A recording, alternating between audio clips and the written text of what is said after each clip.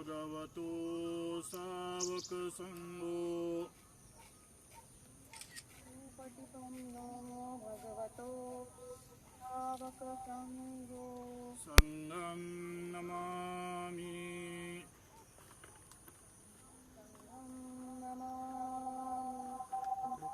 बुद्धं नमामि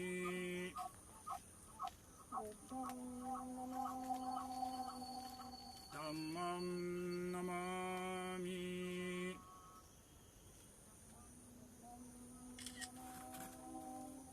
संगं नमामि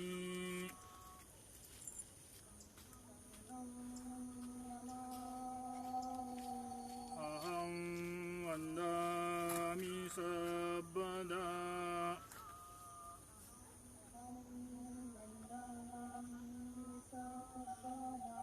नमो तस्स भगवतो अरहतो सम्मा सम्बुद्धस्स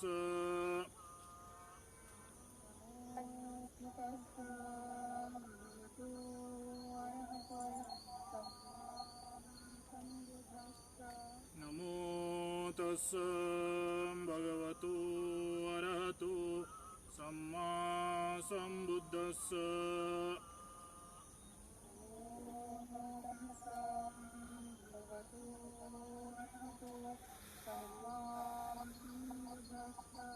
नमो तस्स भगवतो अरहतो सम्मा सम्बुद्धस्स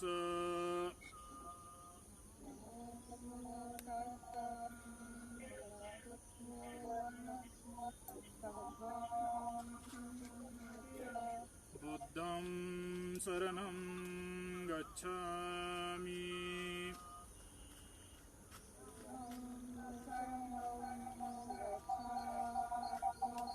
धम्मं शरणं गच्छामि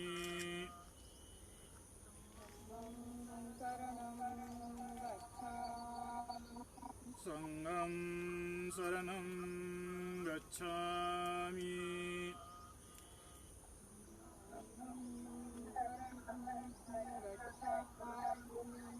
द्वितीयंपि बुद्धं शरणं गच्छामि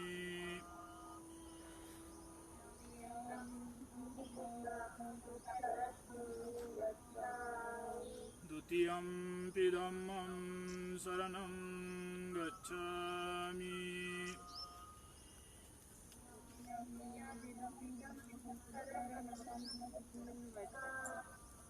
द्वितीयंपि संघं शरणं गच्छामि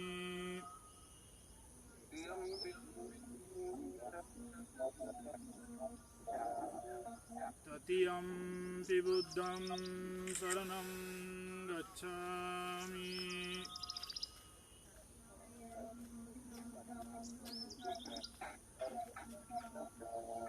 तृतीयंपि धम्मं शरणं गच्छामि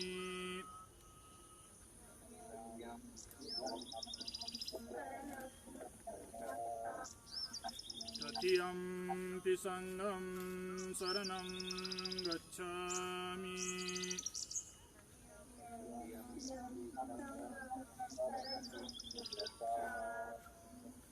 अनातिपाता वीरमणि सिक्खापदं समादियामि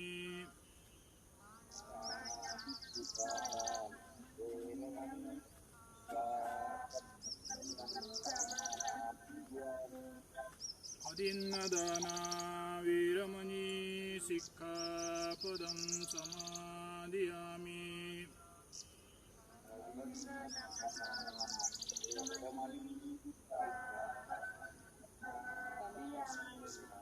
कामेषु मिच्छाचारा वीरमणि सिक्खापदं समादियामि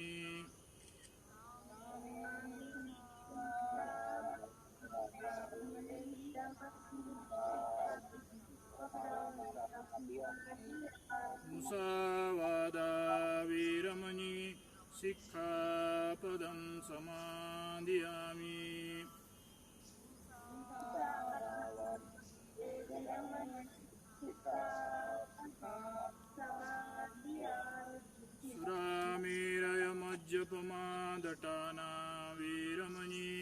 सिक्खापदं समादयामि।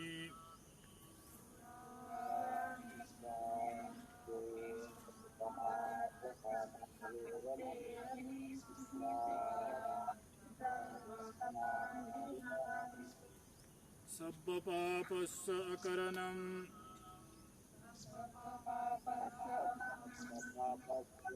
कुशलस्य उपसम्पदा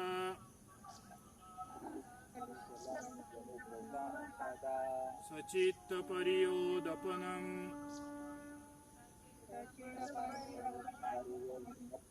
हितं बुद्धानुशासनम्।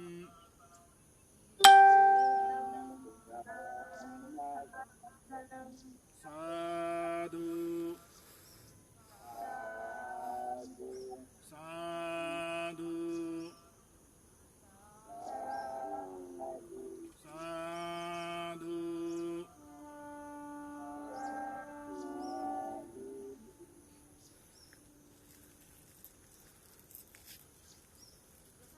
जैसा कि आप सभी जानते हैं कि ये हमारा 12वां धम्म वर्ग है और हमारे 12वें धम्म वर्ग में हमारा आज का विषय है अनाथ पिंडक एवं जेतवन विभाग पाठ 2।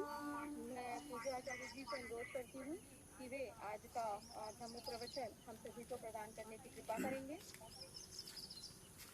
ज्ञान प्राप्ति प्राण सम्यक संबुद्ध, ज्ञान प्राप्ति का मार्ग बुद्ध धम्म, ज्ञान प्राप्ति मार्ग से चलने वाला संघ, त्रिरत्न को पंचांग प्रणाम। आप देख रहे हैं कि आज हम डोंगरगढ़ प्रज्ञागिरी के पर्वत के ऊपर से इस हफ्ते के धम्म प्रवचन का कास्टिंग हो रहा है।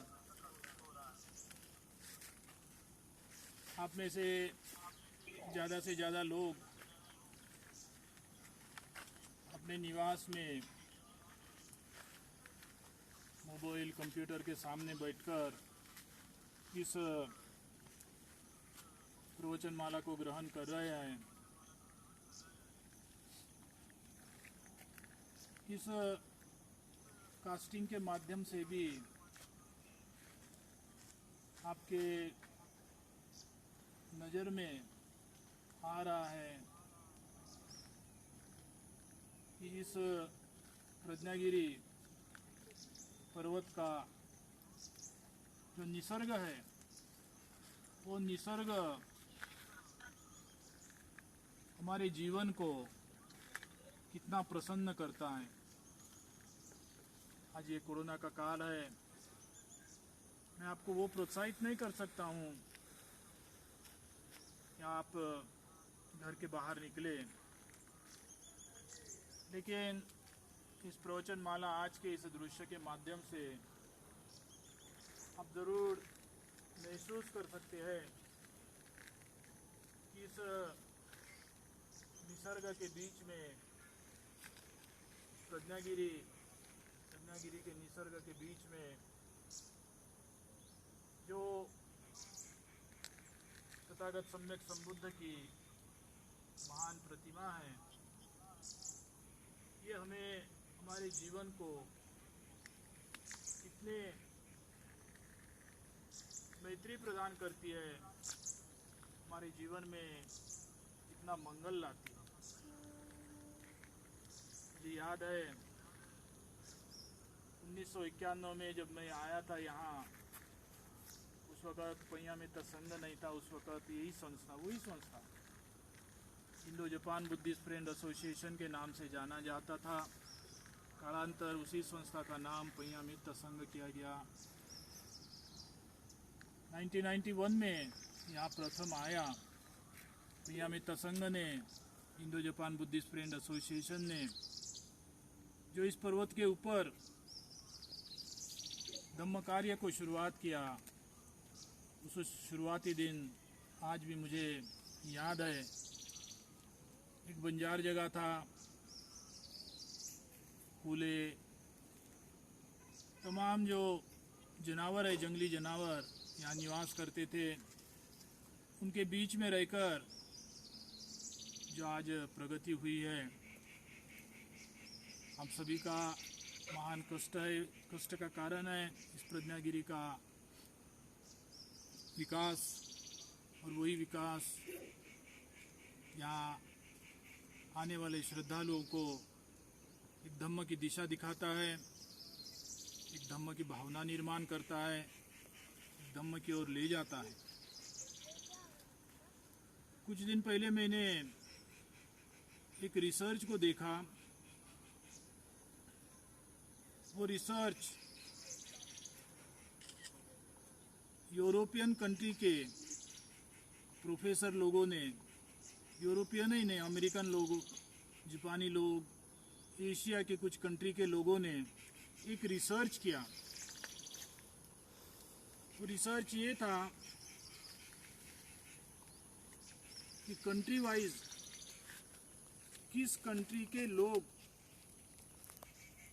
अपने स्वार्थ को छोड़कर दूसरे के प्रति दयालु होते हैं, अपना खुद का लाभ को भूलकर, अपने स्वार्थ को भूलकर दूसरे के लिए कितना विचार रखते हैं, दूसरे के लिए कितना कर्म करते हैं। साल 2 साल उन्होंने रिसर्च किया। 100-150 कंट्री के बीच में घूम घूम कर वो लोगों ने रिसर्च किया। वो मार्फत एशिया खंड का ही नहीं, एशिया तो surely Asia, European, American, African, करीब करीब इस पृथ्वी के ऊपर जो देश होंगे, यूनाइटेड नेशन में जो देश का नाम उपलब्ध है, उस तमाम देशों का वो लोगों ने रिसर्च किया कि किस देश के लोग अपने स्वार्थ को भूलकर दूसरे के प्रति मैत्री की भावना रखते हैं, दूसरे के लाभ के लिए अपने जीवन को सैक्रिफाइस करते हैं। रिसर्च किए और वो रिसर्च को एक अमेरिका की, अमेरिकन साइंस की मैगजीन आती है, धार्मिक नहीं, सोशल नहीं, एक साइंस की मैगजीन में उस रिसर्च को पेश किया। 150 करीब 150 कंट्री का जो रिसर्च कर उस अमेरिका से निकलने वाले साइंस मैगजीन में पेश किया कि कौन देश लोगों के अपने को छोड़कर दूसरे के हित के लिए अपने जीवन को समर्पित करता है। उन्होंने ये निष्कर्ष निकाला कि सबसे ज़्यादा जो अपने जीवन के हित को भूलकर अपने आप को समर्पित कर दूसरे के लिए जो जीने वाले होते हैं, वो जापानी लोगों का नाम सबसे ऊपर है। बाकी और भी कुछ, कहीं यूरोपियन कंट्री होगा, कोई एशिया कंट्री होगा, और भारत का 36वां नंबर है। बीच में कोई तमाम देशों का नाम है और भारत का 36वां है। किस तरह का रिसर्च हुआ उसका एक उदाहरण है कि एक थाली में 2 रंग के 3 एप्पल रखा गया, 2 लाल और 1 हरा, और किसी को बोला गया कि इसमें से एक आपको देते। यहाँ 3 है लेकिन रंग 2 ही है, एप्पल 3 है लेकिन उसका रंग 2 ही है। 2 एप्पल लाल है और 1 एप्पल ग्रीन कलर का है। आप इसमें से आपकी चॉइस जो होगी वो चॉइस कर सकते हैं। वो दृश्य को सामने रखकर आप क्या करोगे वो थोड़ा सा इमेज करो। आपके नज़र के सामने हमने 3 एप्पल रखा, 2 लाल और 1 ग्रीन। आपको बोला गया कि आप इसमें से एक चॉइस करो, तो वो 2 कलर से आप कौन सा चॉइस करेंगे? उनका निष्कर्ष ये था कि लाल 2 है, ग्रीन 1 है। जो लाल 2 है उसमें से कोई चॉइस करता है तो वो दूसरे के प्रति मैत्री रखता है। वो इसलिए कि वो हरा भी चॉइस कर सकता था, ग्रीन भी चॉइस कर सकता था, लेकिन उन्होंने ग्रीन चॉइस नहीं किया। तब उनके अंदर में ये भावना निर्माण हुई कि मैंने ग्रीन को चॉइस कर लिया, प्रथम मेरा नंबर है तो मैंने ग्रीन को चॉइस कर लिया, तो मेरे बाद में जिसको चॉइस करने का मौका दिया जाएगा उनके पास सिलेक्ट करने का मौका ही नहीं रहेगा। मैं ग्रीन ले लूँगा तो बच्चे तो 2 लाल ही है, रेड कलर के 2 बचे, तो रेड कलर 2 बचेंगे, तो अब मेरे बाद में जिसका नंबर आएगा उसको सिलेक्ट करने का कोई मौका ही नहीं मिलेगा। इसलिए मैं चाहता हूँ कि मुझे ग्रीन चॉइस करना है। ये मेरी चाहत होने के बाद भी पीछे में आने वाला जो व्यक्ति है उसके सुविधा के लिए, उसके लाभ के लिए मैं ग्रीन और रेड एक एक रखता हूँ, ताकि वो अपने दिल से चॉइस करे कि मैं रेड निकालूँ या ग्रीन निकालूँ। कोई कोई होगा कि आगे पीछे ना देखते हुए ग्रीन ही चॉइस कर देगा, लेकिन वो ग्रीन चॉइस करेगा तो बाद में आने वाले के लिए सिलेक्ट एक ही रेड, लेकिन वो खुद अपने चाहत को थोड़ा सा बगल में रखकर रेड को चॉइस करता है, तो बाकी में बाद में आने वाले जो व्यक्ति है उनको सिलेक्ट करने का मौका मिलेगा कि वहाँ ग्रीन भी है और लाल भी है। ये एक एग्जाम्पल है, ये एग्जाम्पल है कि आदमी के बीच में किस तरह मैत्री रहती है, किस तरह मैत्री को आदमी अपने अंदर में बसा के रखता है, किस तरह आदमी, ये एक ही एग्जाम्पल नहीं, ऐसे तमाम उन्होंने एग्जाम्पल को इस्तेमाल कर कर वो निष्कर्ष निकाला कि दयालु किस देश के लोग होते हैं। इस तरह का रिसर्च कर कर उन्होंने एक निष्कर्ष निकाला कि सबसे ऊपर जो नंबर था वो जापानी लोगों का नंबर था। शायद आज आपको जापान ये देश इकोनॉमिक, इंजीनियर, वो जो भौतिक मामला है, भौतिक जो इमेज है जापान के पीछे वही आपके नज़र में दिखाई देती होंगी, लेकिन आज भी इस तरह के भावनात्मक आध्यात्मिक रिसर्च भी किया जाए तो वही लोग, जापान नेशन ही सबसे ऊपर आता है। इसका कारण क्या होगा? इसका कारण वही है कि वो लोगों ने आज भी, जापान में बुद्ध धर्म को प्रवेश होकर 1500 वर्ष हो गए, 1500 साल के बीच में जापान से कभी बुद्ध धर्म खंडित नहीं हुआ, 1500 साल के बीच में परंपरा, और यही अस्तित्व के कारण जब उनके सामने कोई रिसर्चर आकर रिसर्च करता है कि किसके अंदर में दया, ममता, करुणा, मैत्री है, तो वो जापानी लोगों का ही नंबर आता है। हम कहते हैं कि बुद्ध धर्म की निर्मित भारत में हुई, बुद्ध धर्म तथागत सम्यक संबुद्ध का जन्म भारत में हुआ, लेकिन वही जहाँ बुद्ध धर्म की निर्मित हुई, जहाँ सिद्धार्थ गौतम बुद्ध का जन्म हुआ, उसी भारत को आज जो नंबर मिलता है वो 30 के ऊपर, 35 के ऊपर का भारत को नंबर मिलता है, जो कि पराया के प्रति दयालु होते हैं, पराया के प्रति मैत्री रखते हैं, पराया के प्रति करुणा रखते हैं। हम अपने अंदर में सोचते हैं कि हमारा देश भारत ये बुद्ध धर्म निर्मिति का देश है, सिद्धार्थ गौतम बुद्ध के जन्म स्थल है, तो प्रथम तो भारत का नंबर आना चाहिए था, सबसे ऊपर भारत का नंबर आना चाहिए था। लेकिन अफसोस है कि भारत वो नंबर आ नहीं पाया। जिसे आर्थिक कंट्री, इंजीनियरिंग कंट्री, भौतिक कंट्री कहा जाता है, उस जापान का नंबर सबसे ऊपर है। आज हमने विचार करना चाहिए, जिस देश में बुद्ध धर्म निर्माण हुआ, जिस देश में तथागत सम्यक संबुद्ध का जन्म हुआ, वो देश वासियों के अंदर में पराया के प्रति जो दया होना चाहिए, जो मैत्री होना चाहिए, जो करुणा होना चाहिए, वो क्यों नहीं है? वो 30-35 नंबर तक कैसे घट गए? 140-150 देश में से 30-35 जो नंबर आ रहा है, तो हमने एक बार चिंतन करना चाहिए कि हमारा नंबर इतना पीछे क्यों गया है। वो इसीलिए गया है कि हमने बुद्ध धर्म को मार्फत स्टडी के माध्यम से स्वीकार करते हैं, चिंतन के माध्यम से स्वीकार करते हैं, ना उसके ऊपर विचार करते हैं, ना उसको हम अपने जीवन में, अस्तित्व जीवन में उतारते हैं, अपने कर्म में उतारते हैं। इसलिए हमारे शब्द में तो दया शब्द रहता है, ममता शब्द रहता है, मैत्री शब्द रहता है, करुणा शब्द रहता है।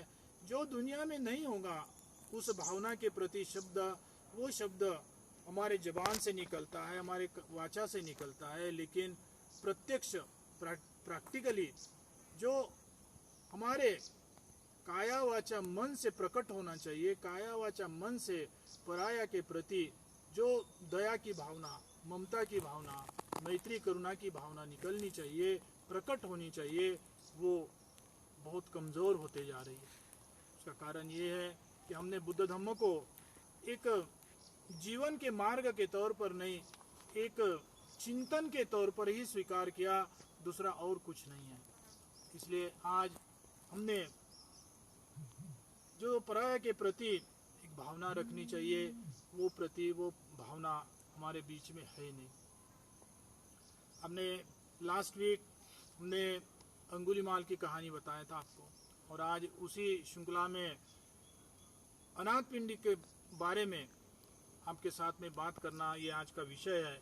लेकिन थोड़ा सा उस अंगुलीमाल के प्रति इसी दया मैत्री भावना से जोड़कर आपके सामने बात करना चाहूँगा। तथागत सम्यक संबुद्ध के सामने अंगुलीमाल ने तलवार लेकर आया। अंगुलीमाल तथागत सम्यक संबुद्ध को की मर्डर के लिए तथागत के सामने आया, लेकिन तथागत सम्यक संबुद्ध के उपदेश सुनकर मंगलमय हो गया जीवन। उपदेश सुनकर अपने आप में फर्क निर्माण किया और तलवार छोड़ दिया। ये क्यों ऐसे होता है? अंगुलीमाल का बेसिकली जो जीवन था वो अंगुलीमाल नहीं होते हुए, अंगुलीमाल का बेसिक जो जीवन था वो अहिंसक। आदमी के अंदर में जो बेस होता है वो ही बाहर में प्रकट होता है। अंगुलीमाल ये बेस से, ये अंत से डाकू हुआ होता तो अंगुलीमाल का हाथ का जो तलवार है वो कभी छूटा नहीं होता कि बुद्ध ने प्रवचन दे या ना दे। लेकिन बुद्ध के एक प्रवचन से अंगुलीमाल के हाथ से तलवार छूट गया। इसका मतलब ये है कि अंगुलीमाल के अंदर में बेसिकली अहिंसा की भावना, मैत्री की भावना, करुणा की भावना थी, लेकिन उस अहिंसक के अंदर में जो भावना थी, उस भावना को संसार की जो परिस्थिति है, संसार में घटने वाली जो परिस्थिति है, उस परिस्थिति या उनके इर्द गिर्द में जो लोग थे उनके शब्द से उनके मैत्री के ऊपर ढग बादल छाया गया था। तथागत सम्यक संबुद्ध के जो वचन है, तथागत सम्यक संबुद्ध का जो शब्द है, उस वचन से, उस शब्द से, उस चिंतन से अंगुलीमाल के अंदर जो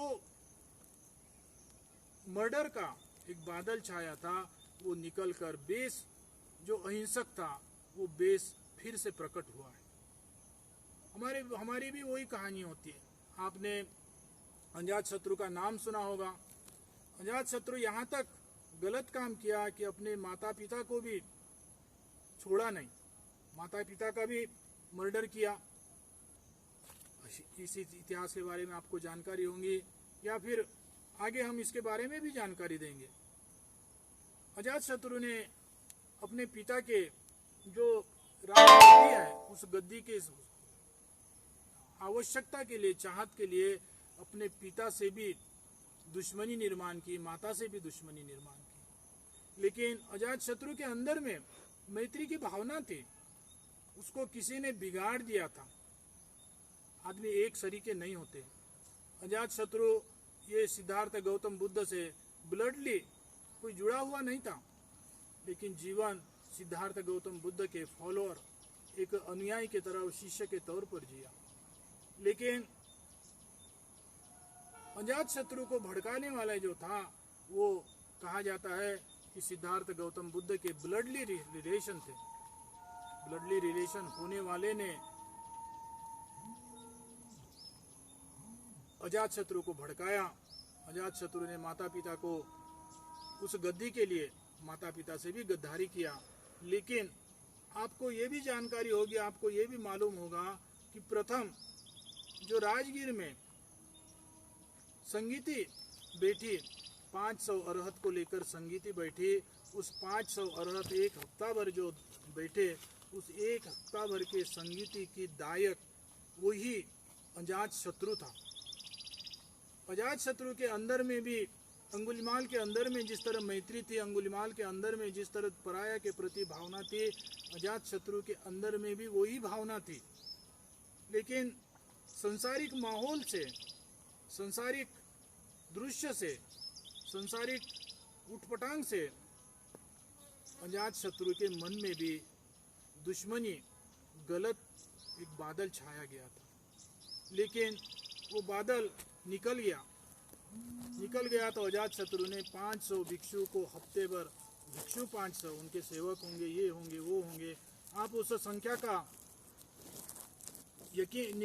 आप उस संख्या को अनुमान लगा सकते हैं। 500 भिक्षुओं को, 500 अरहत भिक्षु को सेवा करने के लिए और भी कुछ लोग होंगे, तो उनकी सेवा उसी अजातशत्रु ने किया। संगीति के लिए जो तन मन धन से लगने वाला सभी खर्चा अजातशत्रु ने ही किया। प्रैक्टिकली प्रथम संगीति जो है 500 अरहत के कारण सक्सेस हो पाई, और उस संगीति के कारण आज हमारे बीच में सूत्र है, गाथा है। लेकिन जो एक उपासक के तौर पर किसी ने मदद किया होगा, किसी ने साथ दिया होगा, तो वो अजातशत्रु बेसिकली गलत आदमी नहीं था। अजातशत्रु किसी वातावरण से गलत हो गया था। विहार या विचार वो एक ही होता है।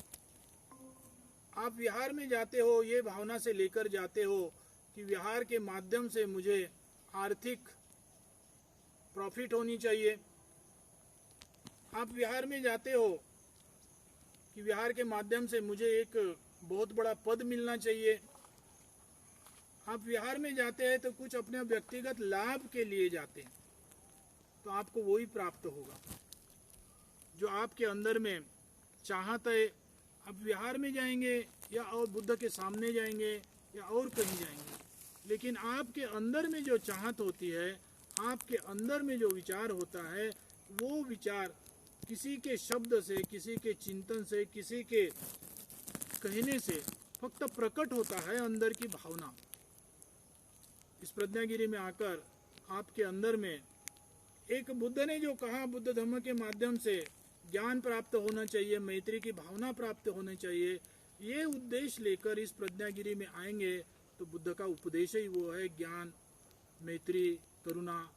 लेकिन ये प्रज्ञागिरी हो या आप जिस गांव में रहते, आप जहाँ रहते, उस विहार में जाने की आपकी भावना वो होती है कि इसमें से मुझे कुछ संसारिक लाभ हो, मेरा पद बढ़े, मैं फेमस होऊंगा, मेरे पास पैसे आए, मुझे और कुछ लाभ हो। ये लाभ की भावना आप इस प्रज्ञागिरी में लेकर आते हैं। इसलिए आपको जो बुद्ध के माध्यम से प्राप्त होने वाला लाभ कभी नहीं मिलता। अंगुलीमाल को लाभ इसलिए मिला कि अंगुलीमाल के अंदर की जो चाहत थी, वो चाहत मैत्री की थी। इसलिए बुद्ध के एक शब्द से अंगुलीमाल फिर से अहिंसक बन गया। अजातशत्रु बेसिकली अंदर में मैत्री और करुणा की भावना लेकर बुद्ध के पास आते थे। इसलिए बीच में जीवन में कुछ गड़बड़ आ तो गया, लेकिन अंदर की जो भावना है, अंदर की जो खोज है, अंदर की चाहत है, वो मैत्री की है, ज्ञान की है, करुणा की है। इसलिए उनकी मैत्री की भावना प्रकट हुई, उनका ज्ञान प्रकट हुआ, उनकी करुणा की भावना प्रकट हुई। लेकिन आप बेसिकली या फिर प्रज्ञागिरी होगा या और भी कहीं जगह होगा जहाँ धार्मिक जगह भी होकर भी आप अपने व्यक्तिगत लाभ, जो संसारिक लाभ होता है, आर्थिक होगा, पद होगा, नाम होगा, इस लाभ के लिए जाएंगे तो प्रज्ञागिरी आपको कुछ लाभ दे नहीं सकती। आप यहाँ के इतिहास को देख रहे, कि जिस यहाँ का ही नहीं, एक बुद्ध धम्म के इतिहास को देख रहे आप, जिसको बुद्ध का लाभ मिला होगा, जो प्रज्ञा के ओर चल रहे हैं, जो ज्ञान के ओर चल रहे हैं, जो मैत्री की ओर चल रहे हैं, जो करुणा की ओर चल रहे हैं, वो बेसिकली इस प्रज्ञागिरी में ज्ञान प्राप्ति के लिए आए हुए हैं, मैत्री प्राप्ति के लिए ही आए हुए हैं, करुणा प्राप्ति के लिए ही आए हुए हैं। इसलिए उन्हें यहाँ आकर लाभ मिलता है। लेकिन यहाँ अपना संसारिक लाभ के लिए आते हैं और थोड़ा बहुत दिखावता पैसे मिल जाता है, तो दिखावता नाम मिल जाता है, दिखावत बड़ी खुर्ची मिल जाती है, लेकिन वो क्षण भर के लिए होता है, वो कायम का नहीं होता है। साल 2 साल चलते रहेगा, पैसे आते रहते, यहाँ से वहाँ से निकाल कर पैसे आते रहते हैं, यहाँ वहाँ से जमा कर प्रज्ञागिरी का नाम ले लेकर खुर्ची जमा कर लेंगे, साल 2 साल 5 साल चलेगा, नाम चलेगा, पैसे चलेंगे, जायदाद चलेगा, लेकिन वो क्षण भर के लिए है।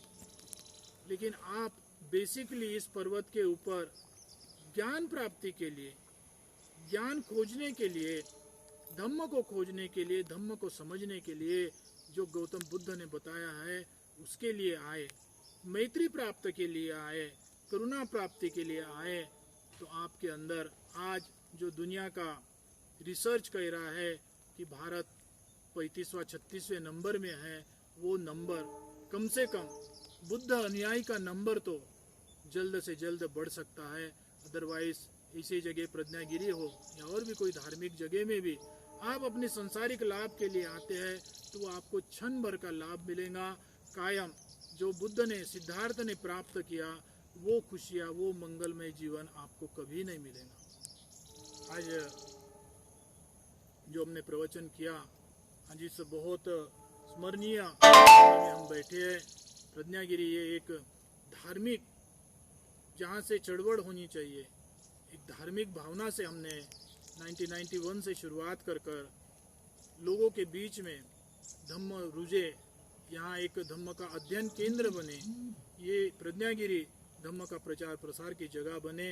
वो तब बनेगा यहाँ आने वाले लोग इस भूमि के माध्यम से ज्ञान प्राप्ति की चाहत रखेंगे, मैत्री प्राप्ति की चाहत आने के पहले से ही रख कर आएंगे, करुणा प्राप्ति की चाहत आने से पहले ही रख कर आएंगे, तो आपके अंदर की जो चाहत है वो प्रकट हो सकती है।